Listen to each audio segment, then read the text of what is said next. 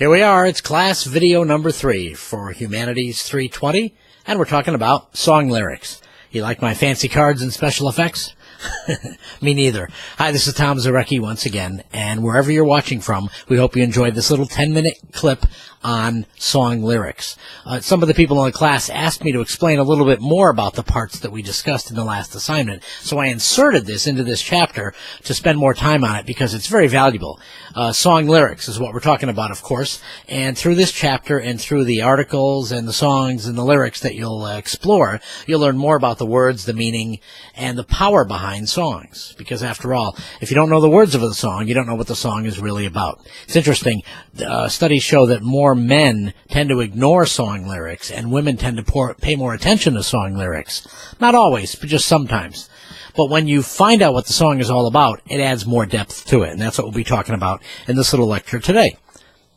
Here are the areas we'll be talking about first. The verses. Let me explain each of the areas that we've discussed previously, but in a little bit more detail, with examples that will be in this chapter. For example, verses. The story parts of a song that either push the plot along further or help elaborate the theme of the song. And I've got 3 examples on this page. You'll be listening to and hearing the verses, the many verses of a really long song by Bob Dylan called Lily, Rosemary, and the Jack of Hearts. It's got 15 verses, in fact, pretty wild. And another very long song called American Pie by Don McLean, which is a song that's long in time. It's 8 minutes long, but it has only about 5 verses, but each of the verses have many, many, many words in it. So that's another way to look at it. And also, we'll be looking at the reverse end of that, a song that has only one verse. It's Color My World by Chicago, one of the more popular wedding songs of all time. And, of course, there's thousands of other songs that have verses, and that'll be part of the assignment at the end of this chapter.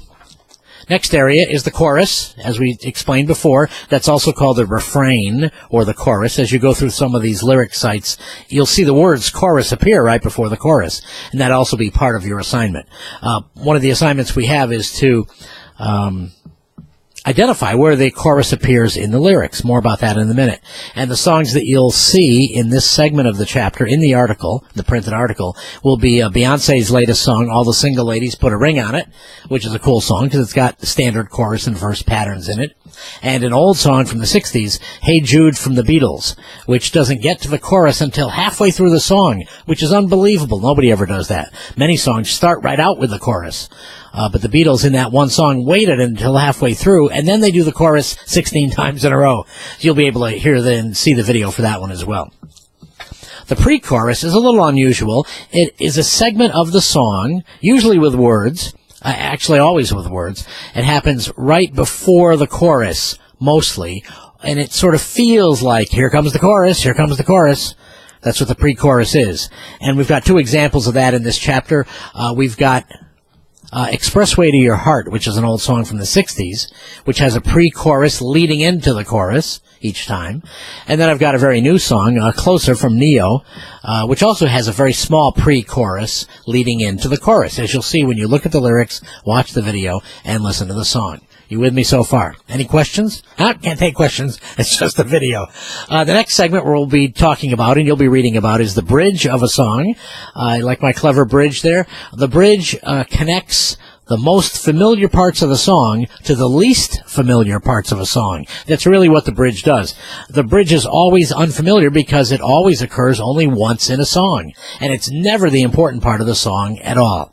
In fact, most people, even if they know a song really well, can rarely sing all of the words in a bridge. I have 2 examples of the bridge that we'll be playing, both current songs, although there's thousands of bridges in thousands of songs. One of them is the song Heartless from Kanye West and his latest album.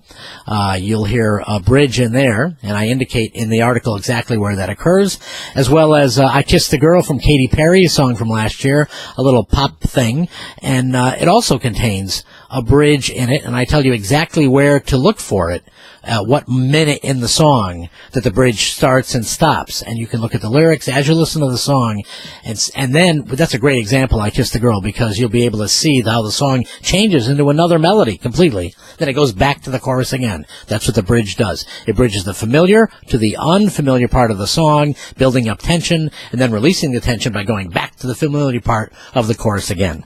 I get pretty excited about this stuff.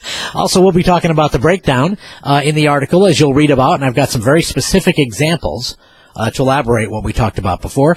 The breakdown is demonstrated with two songs in this article. One is My Lovin' You Never Gonna Get It from En Vogue, which is a girl group from the 80s. And that actually has a breakdown in it with an announcer tracked in, and the announcer says, and now it's time for a breakdown. Right before they sing, never gonna get it, never gonna get it, never gonna get it, never gonna. You probably know that song, but I won't sing for you. But you'll hear that song and you'll watch them sing too. It's got a breakdown in it. And another song we'll be playing is a rock song from the 80s, 70s called China Girl from David Bowie. And that song also has a good breakdown in it. Now remember, the definition of a breakdown, which occurs in maybe 30% of songs, maybe 20%. Not all the time, but enough to talk about it in this class. A breakdown is just what it sounds like. A breakdown means the song sort of falls apart.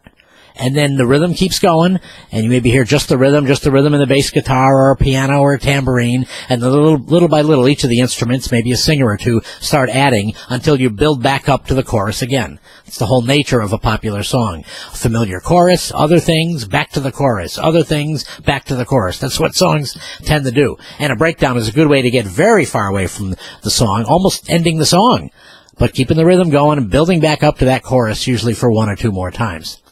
And your assignment for this coming week, assignment number 3, is specifically about song lyrics. And you'll be able to read the detailed instructions at the bottom of this page, way down there at the bottom of the article.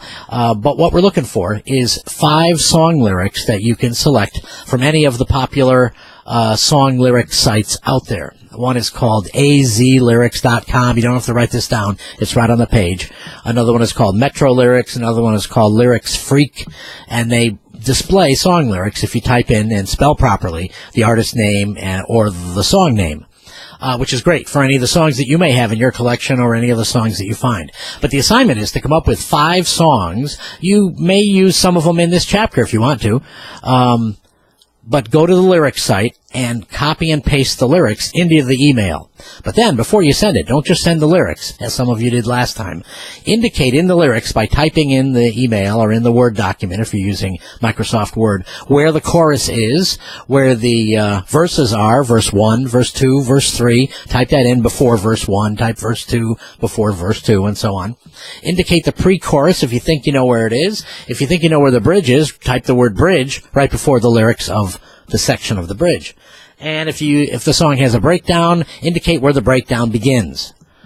Okay?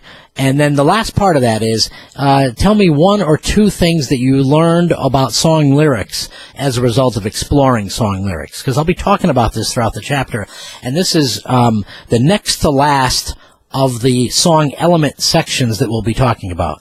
I wanted to have this segment in song lyrics, and then I'll evaluate each of yours, give your stuff back next week on what you send to me, and then we'll get right into the DNA parts of music, the 3 elements that are in all songs from all genres. Those things are melody, harmony, and rhythm, and we'll be talking about those next. See you in the next video, and email me if you have any questions at all. And good luck. Thanks.